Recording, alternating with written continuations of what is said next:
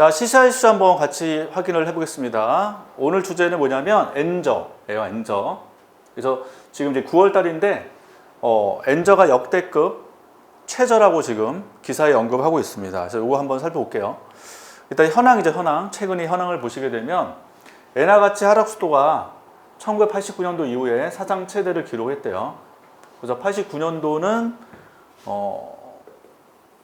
123엔, 그러니까 기준이 이제 1달러 대비죠. 1달러 기준으로 123엔에서 151엔까지 떨어졌고, 그럼 지금 교환 비율이 1달러 대비 123엔에서 교환했다가 151엔으로 교환하니까 지금 더 많은 엔화를 줘야 되는 거잖아요. 이게 지금 엔화의 약세, 엔화 가치의 하락이라고 하는 거죠. 마찬가지로 2022년도 올해 보시게 되면 1월 달에 113엔이었다가 지금 144엔까지 떨어지고 있대요. 그래서 지금 엔저, 이게 이제 엔화의 가치의 하락이라는 거거든요. 엔화 가치 하락. 그럼 일본 입장에서는 엔화 가치가 떨어지게 되면 수출재 가격이 싸집니다. 그래서 가격 경쟁력이 상승되기 때문에 일본 입장에서는 수출이 증가한다는 장점이 있어요. 그러면 엔저는 당연히 바람직하겠죠, 일본 입장에서. 근데 최근에 이제 이슈를 보게 되면 생각보다 수출이 증가하지 않고 있다는 거예요. 그래서 대표적으로 그 이유는 세계 경제 침체. 경제 안 좋으면 그만큼 물건 안 사가죠, 다른 나라들이. 그래서 수출이 별로 증가를 안 하고 있고요. 근데 최근에 이제 유가 상승도로 생산비가 올라가다 보니까 가격이 오히려 떨어지지 못하고 올라가는 수가 있기 때문에 최근에 엔저를 나쁜 엔저 이런 말로 막 기사에서 언급하고 있는 상태입니다. 자, 이번 보시면 엔저에 따른 일반적인 효과예요. 자, 전통적으로 엔저는 우리나라의 국내 우리나라 수출 기업에 타격을 줄 수 있습니다. 왜냐하면 일본 제품이 한국 제품보다 지금 싸지기 때문에 한국 입장에서는 수출 제품이 상대적으로 비싸지는 거잖아요. 그럼 수출이 감소할 수 있는 영향이 있을 건데, 주로 이제 경쟁했던 제품들이 뭐냐면 석유화학, 자동차 보시면 현대자동차, 기아자동차, 일본 거는 뭐 도요타 등이 있잖아요. 이제 경쟁할 수 있는 거죠. 철강 업계가 일반적 치명타를 받는 게 일반적인데, 그게 실제 사례가 이번에 보시면 2012년도 아베노믹스 정책 때 이 현상이 발생했습니다. 아베 총리 이번에 이제 암살돼서 죽었잖아요. 그래서 이제 아베 총리가 만든 경제정책이 아베노믹스. 그래서 정책 세 가지가 있죠.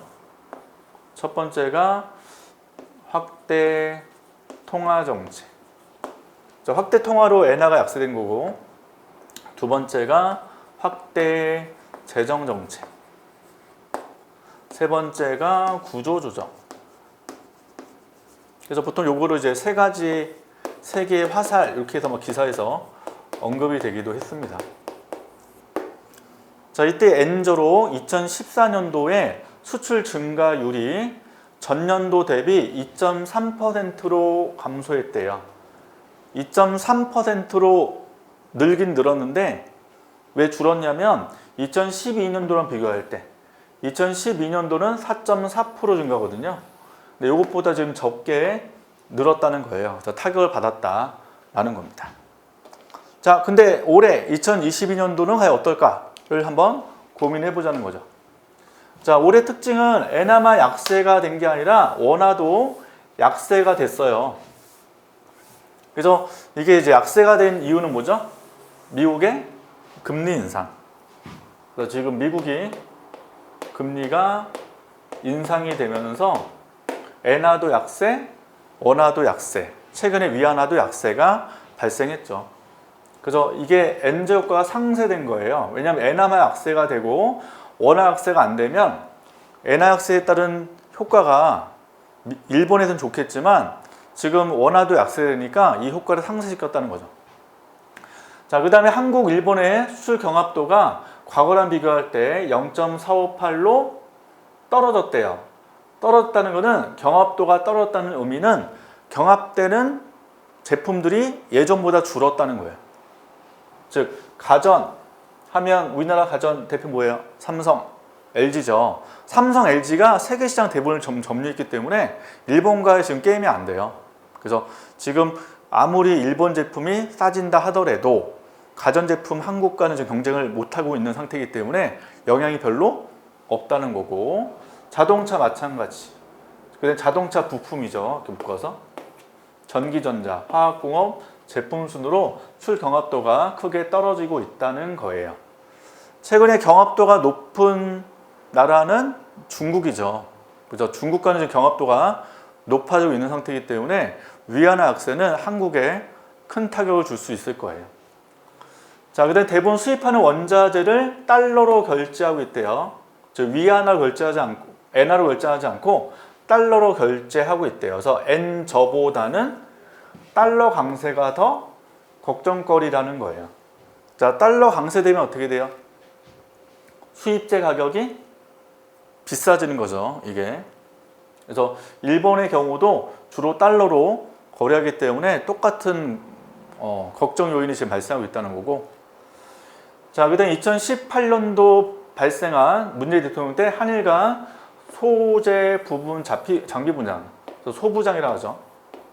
그때 이제 한국 일본 충돌로 한국 기업들이 일본에서 다른 나라로 소부장을 많이 전환했죠. 대표적으로 중국 쪽으로. 그래서 분쟁으로 소재 부품을 국산화하거나 거래선을 다변하면서 엔저 충격이 덜하다는 겁니다. 소재 부품 장비를 여전히 일본에서 수입하고 있다면 일본 제품이 싸지면 더 수입을 늘릴 수밖에 없고요. 그러면 적자 폭이 커질 수밖에 없죠. 그래서 대무역 적자 원인 중에 하나가 바로 소부장인데, 이 소부장 측면을 다른 나라로 지금 전환했기 때문에 지금 충격이 덜하다, 이렇게 이해하시면 되겠습니다. 그래서 최근 이슈 엔저 심화되고 있는 거 한번 검토를 쭉 해보시면 좋겠어요.